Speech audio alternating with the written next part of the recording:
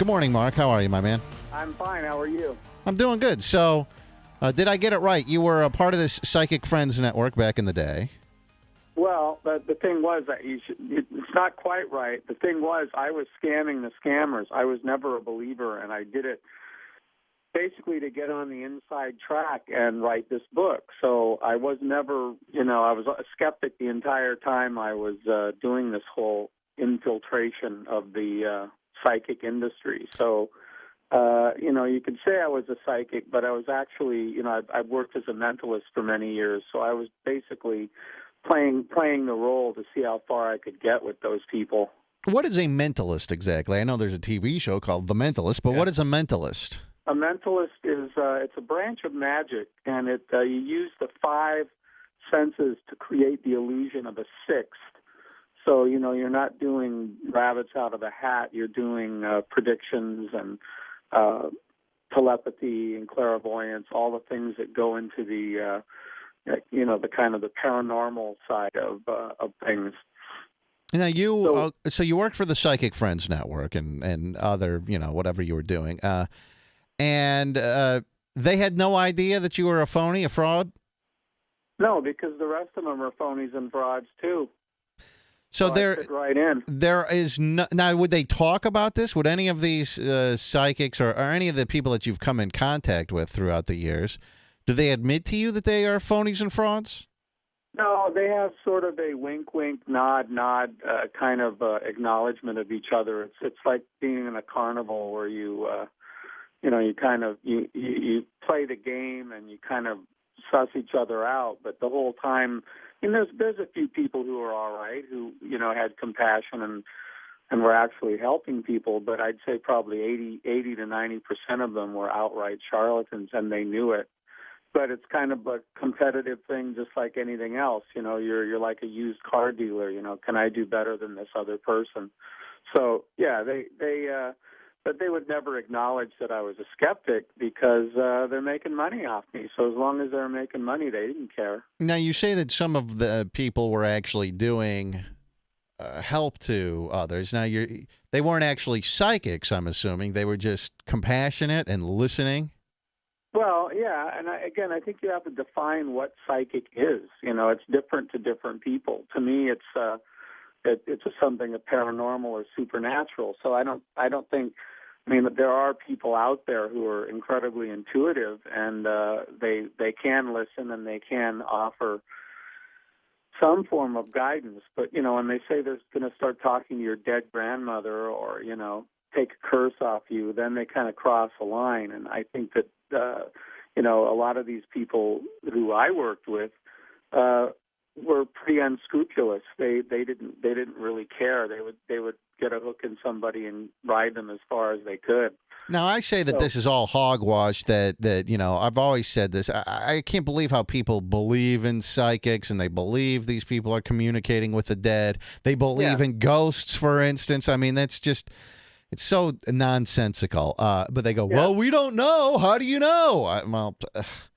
Right. Well, that's the problem, and we're in the middle of the golden age of the con. All you have to do is look around and see all the mediums that are coming up and having so-called reality TV shows and that whole thing. So it's a huge billion-dollar industry, and it's based on a lie. How do they do it, Mark? I've talked to people, and they said, well, Rover, if it's a scam, how did they know blah, blah, blah? Insert whatever the information is there. And they say, I've never met the person before, right. So on and so forth. How do you perpetrate this fraud, Mark? Well, I don't know if I'd put it like that. I try to not perpetrate any fraud. Well, but these guys are. I mean, these guys are saying that they can see the future or talk to dead people or whatever. That's a fraud. That's why you have to buy my book and read it, because the secrets are in there. But, I mean, for example, there's a certain person right now who lives on Long Island. I won't mention her name. But, there are ways to get information. The so-called psychics and mediums are getting very, very slippery now because they've learned from the past. They've learned from their failures in the last decade. So they're using social media, they're using Foursquare, they're using, when you buy a ticket to your seat through Ticketmaster, you use your credit card. Tons of ways to find out the Facebook information on somebody. As long as you have somebody's name, particularly if you have their credit card number, you can get some pretty interesting information immediately. So you're telling me that some of these people that are doing these shows, and they'll come and let's say they'll do a show, they'll have 200 people in the audience, and you've paid to get in, and so world renowned psychic or medium or whatever they want to call it is there. You're telling me what they'll do is they'll have a few assistants who will say, okay, Shane French, that's my real name. Shane French is in seat 32A. Mm-hmm. And I look, they'll research on Facebook. They'll find out if I just broke up with my girlfriend. They'll find out who my parents are, my sister. They'll find out what concert I went to last year or something like that. Yeah. And they'll use all that. Well, I cannot give you a definitive person to tag that onto, but let's just say that in combination with cold reading and just pretty lazy, pretty bad showmanship, that's enough to get away with it, and people buy into it. Well, how do they do these cold readings? Because sometimes, obviously, they don't know the person. Like if I have a psychic here on the radio, someone will call in and they'll do a cold reading. What's the trick to that? Well, it's not exactly a trick. It's basically it's a method of accessing information. People can give you information and not even know it. I think a cold reading, the best way to describe it is you are just making bold statements as if they're fact, or you're asking questions and you just follow the lead, and you generalities. You're using a lot of generalities that are true to everybody, and you're making them sound like they came from a higher source that is,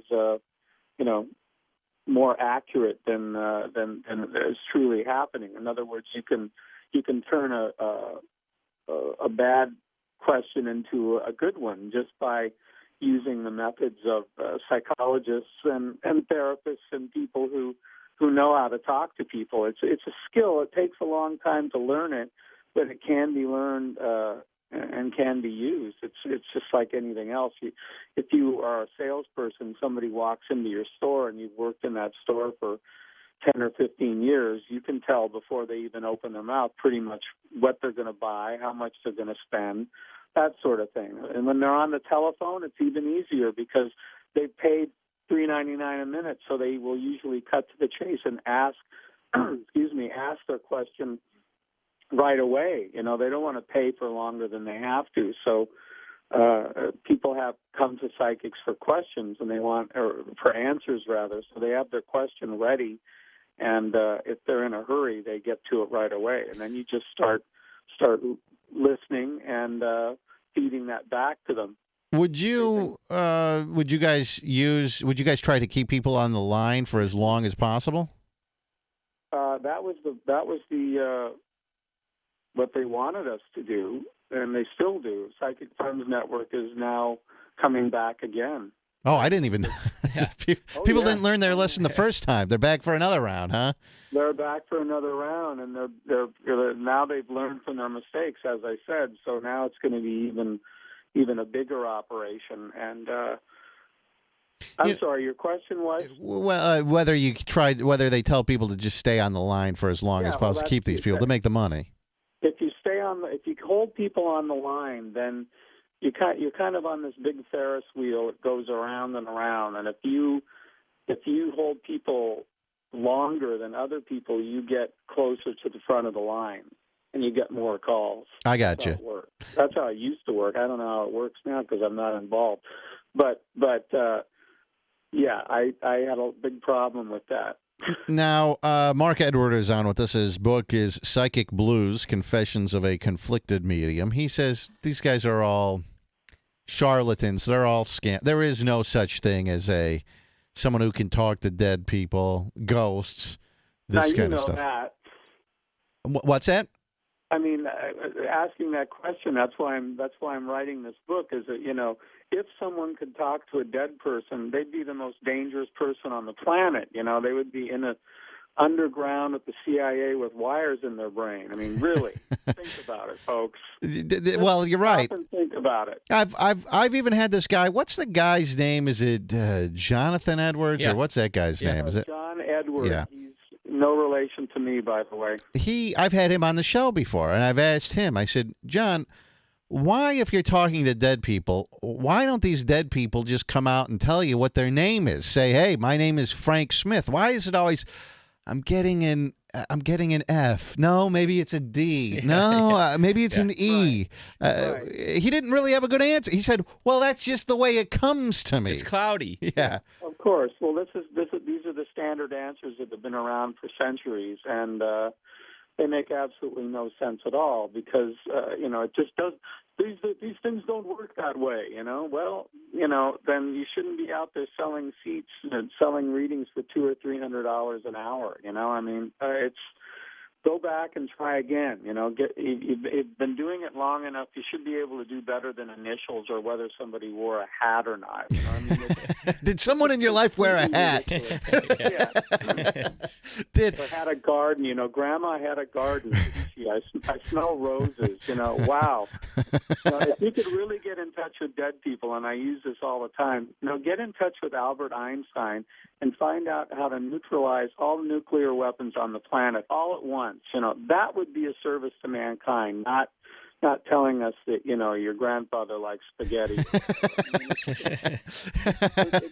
To me, it's just the lowest form of lying, and people just lap it up because they want answers. That's the problem. People want answers, or they're bereaved, or they want to get in touch with their dead loved ones, and it's a whole business based on death.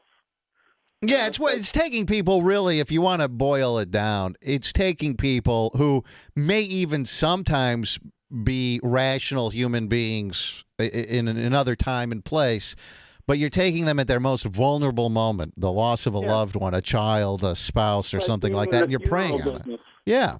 You're preying on those people. Now, Mark Edward is on with us. His book, Psychic Blues, Confessions of a Conflicted Medium. You've actually exposed this Sylvia Brown. You went in the audience and you just made crap up? Well, I punked her. You can see that on my website. And I just did in Las Vegas, we protested her show at a casino in Las Vegas. So, yeah, Sylvia is one of the people that if you've ever seen her work, it's just she's mean-spirited, she's nasty, she's all the things you can't imagine somebody could pay to see a person like that. So, yeah, Sylvia's on my list. I love that clip from the Montel Williams show. I'm sure you've seen it, Mark, where the woman says, I lost my the son or whatever, and she's like, he's in water. He's in water. That's why you can't find him. And she's like, no, he died in 9/11. And Sylvia Brown's like, well, maybe they were trying to put out the fire. Yeah, maybe he drowned. Maybe he drowned. Yeah, well, she has a long list. All you have to do is go to Wikipedia. If you have any question about Sylvia Brown, go to her Wikipedia page because there's not one positive thing there. And as you know, Wikipedia is based on fact. You cannot put in, of course, anecdotal information. So if you look up Sylvia Brown over there, you'll see that she's never been right. She's like a comedian. She should be like Phyllis Diller and just go on the road making bad predictions, and she'd probably do a lot better for herself. Now, here's a guy that says, I'm going to go to him. He'll talk to Mark Edward here in just a second. This guy says that that TV show, The Ghost Whisperer, apparently that was based on some woman who actually lives in this area. And Josh, who's on the line with us, he says that she is legit. Josh, go ahead. You're on with Mark Edward. Hey, morning, Robert. Hey, man. Hey, I tuned into the radio station here, and I hear him say that that people cannot talk to spirits or people who have passed on. And that is completely wrong, man. This woman is absolutely legit. I have met her. She actually came to my mom's house when we had ghosts in our house. I mean, when I was living there, this was right after high school, there were things happening. And I even saw a couple of things that just blew my mind. And she came to the house, and she told us stuff that there was absolutely no way she would have ever known. And we're talking stuff about my mom's grandmother. And there was just no way. A nickname. Yeah, well, way minds can be blown. I'm a mentalist. I know how to do that. Why doesn't, if this person is so legit, why doesn't science know about this person and find out what's going on and use it and to help lots of other people and just instead of just one at a time? I don't understand. Well, Maybe why you can haven't they explain found that to me it yet, man? Like, just because science has not found her, how do you know they haven't? And she just chooses not to go crazy with it. I mean, again, anecdotes are not evidence, my friend. And I've spent 35 years being fooled and watching these people and understanding how they work. And there is no evidence of what you're talking about. Sure, funny things happen to all of us every day. If they didn't, that would be abnormal. Coincidence, synchronicity. All sorts of things happen to us. There's no doubt about that, and I'm totally with you. But the problem is if somebody says they can make it happen or understand it and talk to ghosts and spirits, it's just, come on, they're jerking your chain. Yeah, Mark, I mean, if this woman from here were legit, I think he's right. I mean, wouldn't they, swoop in and try to use her in some sort of... I don't know. What if, for instance, we killed Osama bin Laden? Why wouldn't they have her talking to Osama bin Laden, interrogating him from beyond the grave to see if there are any terrorist plots going on? We're in the realm of X-Files and science fiction now. I mean, it's just they're dead. Okay, people are dead. They don't communicate. People who say they can communicate with dead people are. They have a lot of problems. A lot of them. I'm with a group that tests some of these people. They can have schizophrenia. Sure, they hear voices. Sure, they make educated guesses just like anybody else would. But the problem is that they are mentally ill or they're delusional, and they can be very. There's different levels of the spectrum of delusional. So they can be very friendly and otherwise normal people. But and I've had experiences myself. Where I could have decided to believe that it was paranormal, but when I sat down and worked it out and deconstructed the event, it turned out to be something relatively, down to earth. So it happens to everybody.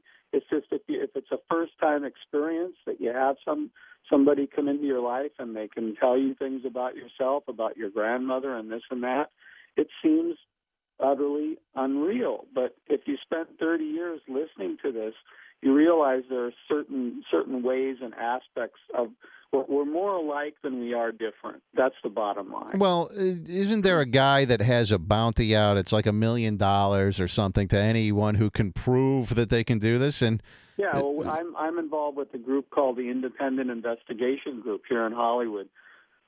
You're talking about Randy, who wrote the foreword to my book. Randy has $1 million. Out here in Hollywood, we have $50,000 on the table for anyone who can, through a mutually agreed upon protocol. That means the person has to sit down with us. We're not saying, hey, you're wrong, we're going to debunk you. That's not it at all. A lot of us really want to get to the bottom of some of these things. So we sit down with the psychic or the medium or whatever they say they can do, and we agree on a test, and then we go ahead and test them. We also have a $5,000 finder's fee, which means if you have a friend or somebody who's, too shy or modest to come forward, but they have some sort of ability, you get $5,000, they get $50,000 if they pass the test. And then, of course, you're eligible for Randy's $1 million. But, by that time, you'll have changed science completely and turned the world upside down. Money will be irrelevant if you could prove any of this. You'd be the most famous person in the world. You wouldn't need the $1 million. Right. Money would be flowing in all over. Money would be not the issue. The issue would be trying to run and hide from all the people who would be coming after you. Yeah, Mark, I think I agree with everything that Mark is talking about, and his book is Psychic Blues, Confessions of a Conflicted Medium. If people read this, are they going to learn some of these inside tricks? I hate to sound cynical. cynical, but, there was a side of my personality many years ago that really wanted to believe. So my book is based on really wanting to believe and actually having a healthy interest in finding what I would call a modest psychic, or somebody who really has these things going on. And I've run across a few people that have made me wonder, but then in the cold light of day, I've realized, well, it's probably this. The idea is this. Ask yourself one last thing I'll throw in. What is more likely? Okay, nothing is impossible, just less likely. What is more likely, that somebody can talk to dead people, or they're just conning you? I agree. They're just conning you. I think part of the reason people want to believe in this is our own fear of death, that it's just inherent in human nature. We have a fear of death. We want to have the idea that there is something out there, that when we're dead, maybe someone can communicate with us. We're not just gone completely for all of eternity. That Right. we're still hang out. We can talk to people if we want. I can still tell jokes. I'm an agnostic bordering on atheism. In other words, I don't pretend to have the answer to what's on the other side. But if I did, I would say, leave them alone. Yeah. Yeah. People always say, well, they've gone on to a better place. Well, you know what? Let them go on to a better place. Rest in peace. We need to get away from this, bothering them. I talked to somebody at a book signing the other day. I think he was Hindu, and he said, oh, no, he had a totally different take. His take was, don't bother them, because, if they get angry about something, if you pester them too much, they may come back. We don't know. But the point is, they're at rest. They're hopefully in a different place. You can think of it on a positive level like that, and get over this whole fixation with their death. Go to a bereavement counselor, or find somebody who's legit, who can help you get over it, instead of going to somebody who's going to get a hook in you and ride you for as long as they can. I've talked to people who've lost their entire life savings, their home, their family, because it becomes an addiction. It becomes like drugs or alcohol. You've got to have your talk with grandma. And the people who do that to them are scumbags, basically. These hucksters, they're scum. I think they're beyond scumbags. I think they are the lowest form of humanity. I mean, that and child molestation are pretty much on the same rung on the ladder. As far as I'm concerned. I mean, it's despicable. Mark Edward, his book is Psychic Blues, Confessions of a Conflicted Medium. It's in stores now and on his website, themarkedward.com. Mark, I appreciate you coming on the show, my man. It's been very nice, and thank you for having me. Thank you, Mark Edward.